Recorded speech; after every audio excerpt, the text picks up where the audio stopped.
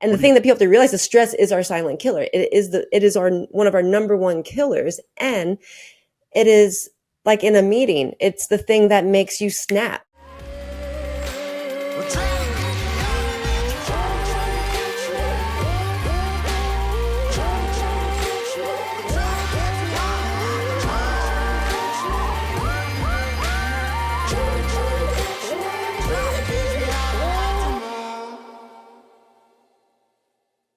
Welcome back to The Necessary Entrepreneur. Today, I'm pumped to be joined by Mandy Morris. She's a co-founder of mental health sciences at SoFree. That's a company that's rethinking how we approach mental wellness in the modern world. Mandy's work focuses on blending psychology, neuroscience, and practical tools to help people live with more clarity, confidence, and emotional balance.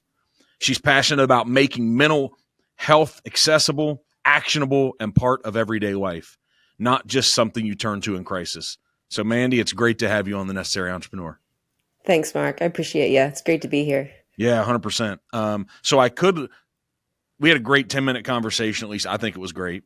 Then some technical difficulties, but that's how life goes. But I could start out and ask questions about the intro I just gave you, but since we're only going to spend 20 to 22 minutes today, and hopefully down the road, our audience is like, hey, bring her back and let's get an hour or two. But I thought about this. You started working on this long before COVID, the crisis, and how that compounded mental health. It's a different world now. So it seems to me the reason why you started, that's probably had to evolve because of the evolving environment that we're in now. So what's that journey looked like? The purpose on why you started, and then what's this turned into based upon current human beings and human nature and what we're going through? For sure. Yeah. Yeah. It's definitely been an evolution. I mean, the nutshell version of my story is I went to school to be an athletic trainer. That's what I was passionate about with sports. I was told I should do that. I mean, I've always had a heart for people. And in high school, my senior superlative was most caring. And I was like, that's such a stupid superlative. Everybody's caring. And that never changed, but my direction definitely changed. And I was really passionate about the brain and human behavior, and really got into psychology, which led me into the therapy route. And I became a licensed therapist. And in 2014, at the age of 28, so no one do the math, is when I started my practice. And at the time, I was in my own crisis.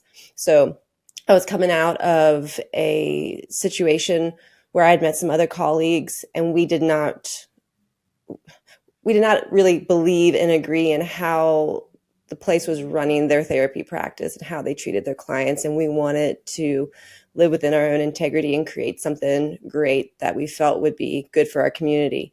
So create Mosaic Counseling Group, while at the same time, my marriage was falling apart. And in the midst of all of that, and coming out on the other side of that, I realized that I needed to do some of my own trauma work, and had heard about EMDR.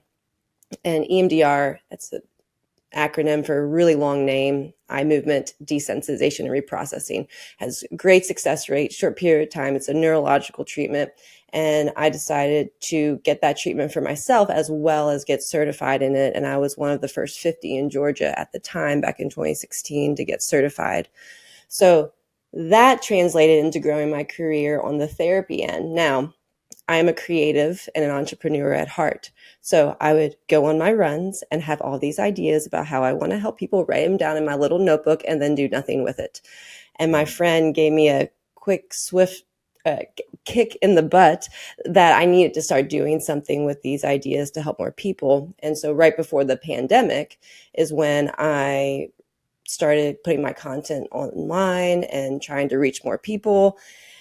And as that developed and grew, and as the nature of our world got worse and worse, all of these opportunities started popping up because people are hurting so bad and in so much pain.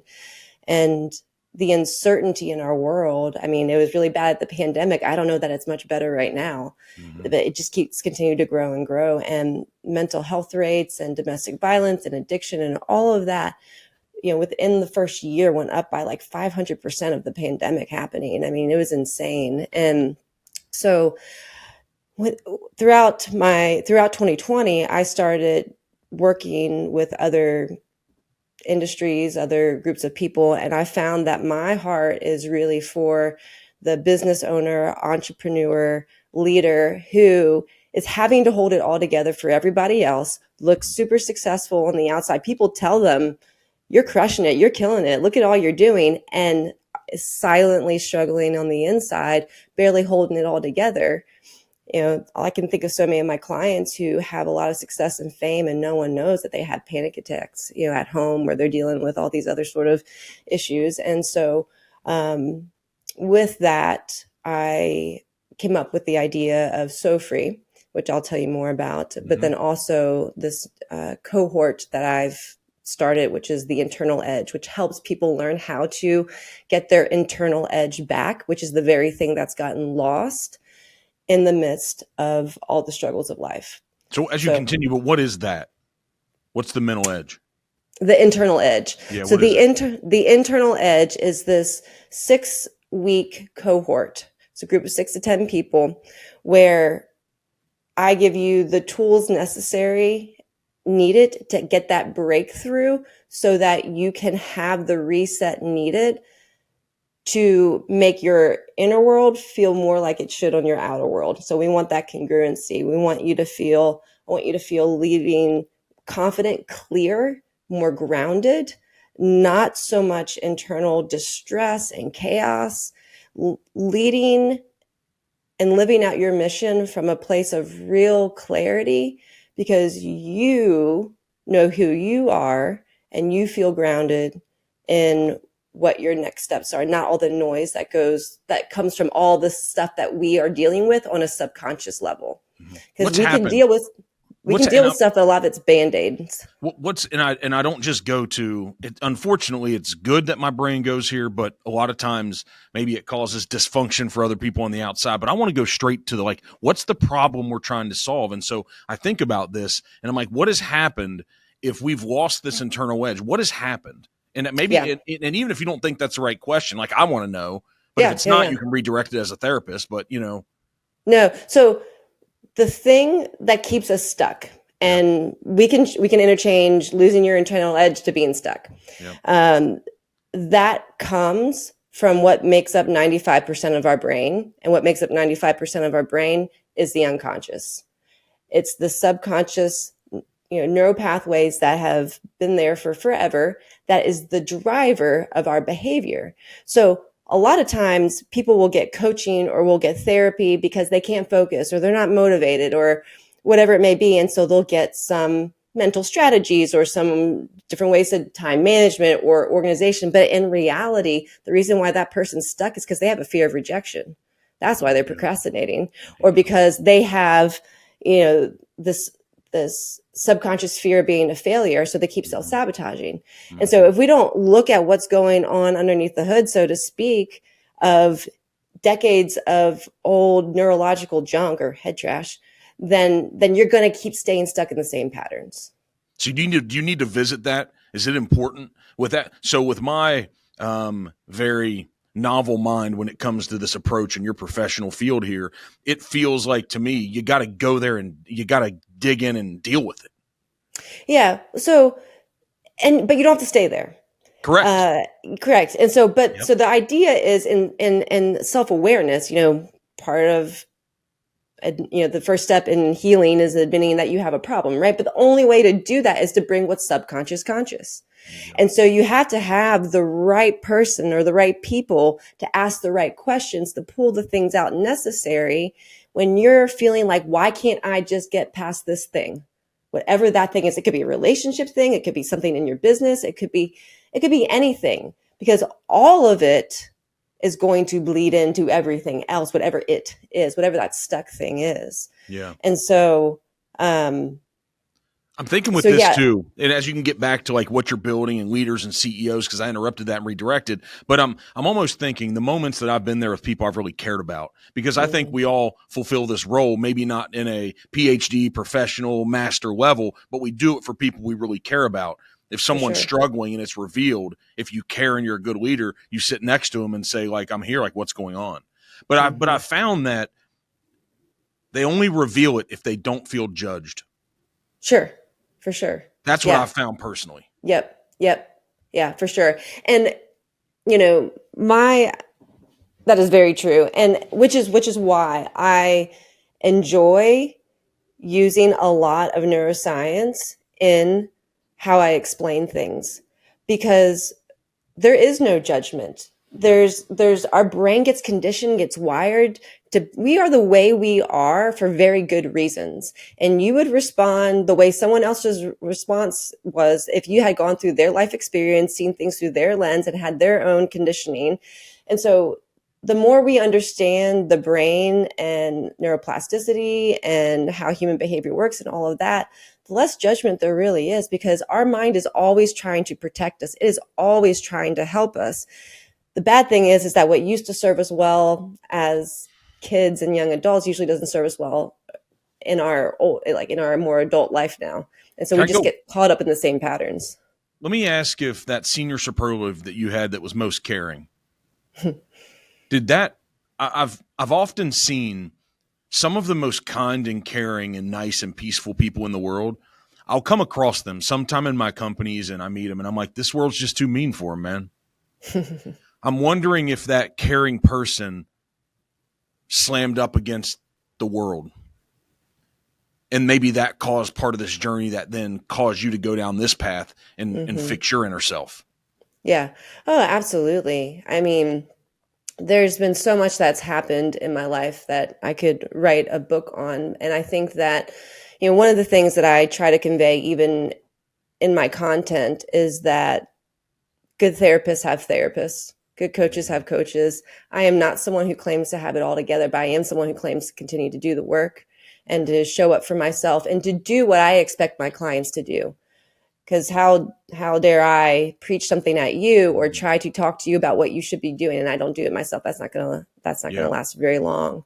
So maybe And being that so caring Mandy, that you were the most caring. You're like, that's not something cool, but I bet now it's actually showing up to be a significant benefit. You combine that with significant capability. You can really go change the world then. for sure, for sure. Well, and I think for everybody, it's finding how you're uniquely wired and putting that care into that in some way. Because, I could say the same thing for you, Mark. I mean, I know we've just met, but you wouldn't be doing this podcast if you weren't a caring person. You wouldn't be doing some of the things you were doing. But there's no other Mark Perkins, and you would make a lousy someone else, and vice versa. I'm a lousy this sometimes. Are you kidding me? Yeah. I could never be you. I would make a lousy you, and so we have to use our empathy with how we're uniquely gifted and wired to then serve whatever purpose and direction that we're trying to go in with that. But it is the reason and part of the reason why SoFree even got created to begin with. Yeah. So go down this path. I mean, it's what you're doing right now. It's what you're putting in the significant amount of your time into it. So it's about engaging with these people who have accomplished from the outside huge and big and enormous things. But they probably feel inside that they still haven't. There's something going on. I hate that term imposter syndrome, but I've engaged with some people that significantly haven't. They really feel it. And I'm like, listen, you've earned it. You've earned it. You belong here. Yeah. They don't feel it. Yeah, for sure. And that's the disconnect between the logical brain and the nervous system.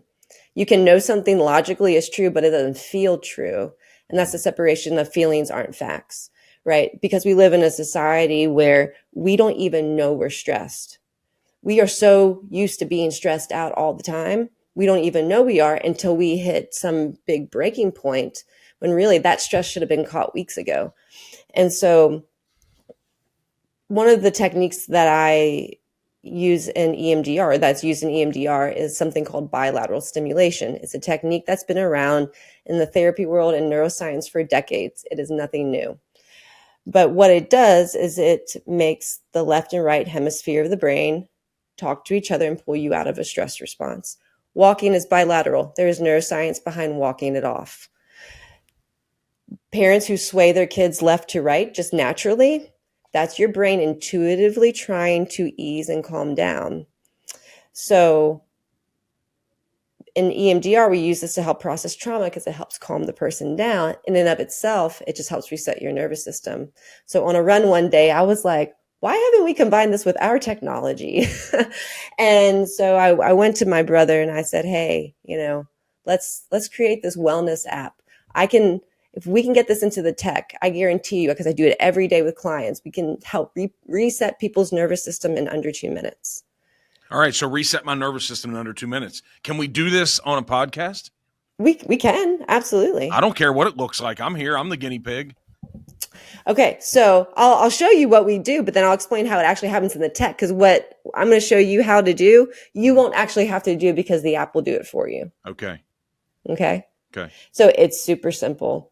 Okay. There's multiple ways to go about it, but the easiest way is just to cross your hands like this. This is super simple, Mark. And you're just going to tap left to right, just alternately. And as you're doing it, just focus on your breathing. Imagine that you're on a walk. This is what your legs are doing for you, but now you're just doing it with your arms like this. And this bilateral movement, you will find, as you do it, will start to calm your heart rate down. And then you take a deep breath and let it go. And you can pause, kind of check in, then you can start it again if you feel like you need to. And so what we do in the app is we administer bilateral stimulation for you through your headphones by binaural beats, audio tones, through eye movement. Let's say you don't have your headphones or you don't like your headphones. There's a ball that you can track with your eyes that goes left to right. This is the original form of bilateral stimulation. It's how they even found that this makes you come out of a stress response. And then there's vibration. So what we were just doing, if you have a wearable and your phone, it will vibrate from your watch to your phone, left to right. So you can be in a meeting, you can be talking to someone else and be regulating, and they won't even know that you're doing it. You can do all three at once if you want. It does 3 rounds of 25 seconds, and then you can literally watch your heart rate come down. So part of the patent pending on the tech is that it measures your biometrics. So you can see your HRV, your heart rate, your respiratory rate, all of that improve as you do your sessions. Because it would be good. So it worked, everyone. It brought me down. Even before you were saying take a deep breath, my body was already wanting to take a deep breath. Yeah, and we hadn't even done it for 10 seconds. Yeah, right. And so, and as you were talking about, hey, start walking. And I became so calm, I actually had to think about visually walking then. Yeah. But I'm thinking about in a meeting when I want to get elevated and it's not going the way I want to. I hate meetings, but somebody says something in their mindset and they're taking the meeting in a different place. I'm like, how can I do this? Is it where I'm not sitting here looking like a crazy person? Right. For sure. Right. Yeah. I'm sure there's some things I'm sure there's some tactical mental thing without doing that. If you become well-versed at it, that you could do. For sure. I mean, you can be sitting down and alternate your heels left and right on the ground. You can do pretty discreetly, and the app helps with that. But if you go to the doctor's office and they go to check your blood pressure, if your arms or legs are crossed over your midline, they make you uncross it because it shows a drop in your heart rate, which is bad for an accurate heart reading. It's great for stress. Yeah. And the thing that people have to realize is stress is our silent killer. It is one of our number one killers, and it is. Like in a meeting, it's the thing that makes you snap. It's the thing that makes you also shut down, goes into a freeze response. It's the thing that makes you project what you're feeling onto your partner when you get home. I mean, we are run by our nervous system and don't know how to regulate it. So what is stress? What feelings are causing this? So here's my shortened version of it. Too many demands and not enough resources. That creates a shock to the nervous system. And that pressure makes this part of the brain, which is where the frontal lobe, for those who can't see me, go offline. And that's where we do all of our rational thinking and decision making. So we literally get a little stupider when we are feeling our stress because we don't have access to that part of our brain. And so when there's too many demands and not enough resources, we feel that pressure, and our mind is designed to look for threats. And so what used to be the saber-toothed tiger is now all the unread emails that we have. And so now we are high alert and not our best. I'm thinking about this in my own personal experiences. It's almost, this isn't the fix, but if I'm able to do this, it does seem Right. like I could eliminate. It's like if I can just stay in the moment. Right. Correct. That's what I'm Correct. thinking about. Like if I can just put the thing out, that nothing else, Yeah. just stay in the Yeah. moment. So SoFree won't fix your problems. It will change your relationship to stress. And interesting fact, I think you'll like this, Mark. Mhm. So studies have found that when studies have been done where there was research on a group of people who reported the same amount of stress as another group of people, those who believed stress was bad for them died earlier than those who did not believe stress was bad for them. It's the belief connected to stress. It's your relationship that you have with what's happening and what you have with your own body and your own nervous system that's going to dictate whether this has a negative impact on you or not.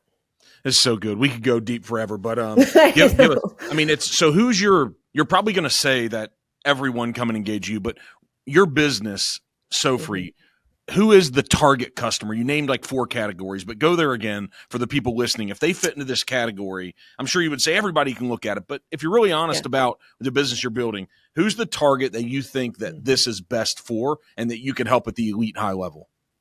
Yeah. So for the internal edge, especially, those are for the purpose-driven high achievers, the leaders, the entrepreneurs who have these big goals and big dreams. And with that big responsibility comes all of the demons and internal struggles that go along with it. And so people who are moving forward but feel stuck even silently or silently suffering, those are my people. That's who I feel really passionate about helping, that I know without a shadow of doubt I can help get you unstuck and elevate it to the level that you actually are, that it'll actually like feel like you are. You don't have to keep convincing yourself that you're there. And the app SoFree is an added benefit onto the internal edge. But that really, my hope is to reach the masses with that. That is for everybody. But my own personal work and services is for the mission-driven, purpose-led high achiever. So tell us where we have to go engage with you so we can get unstuck. That's right. So easiest spot is to go to mandyemorris.com. That has my social media on it. I'm on LinkedIn, Instagram, Facebook. You can also go to getsofree.com to check out the app. That link is also on my website as well, though. So you can check me out at any of those places. Mandy Morris, I think you're pretty awesome. 25 minutes here. I'm like, she's special. And I think whatever you chose to put your mind to, you would have done it really well. And I identify with hanging out a lot of the people that I hang out with. I don't know how much help they need if there was a scale, but this could benefit all of us. Yeah, all the people I hang out with, this could benefit us. I appreciate you. And I appreciate you doing what you do to help other people in the way that you do it. I'm trying to do it in a positive way, trying to make positive impacts and not retractions. So awesome. Hey, have an awesome rest of your week. And you guys go check her out, mandyemorris.com. And she's so professional. She's on LinkedIn. You find me on all the crazy social media because I'm nuts, but you find the elite people spending their time on LinkedIn all the time. So go check her out.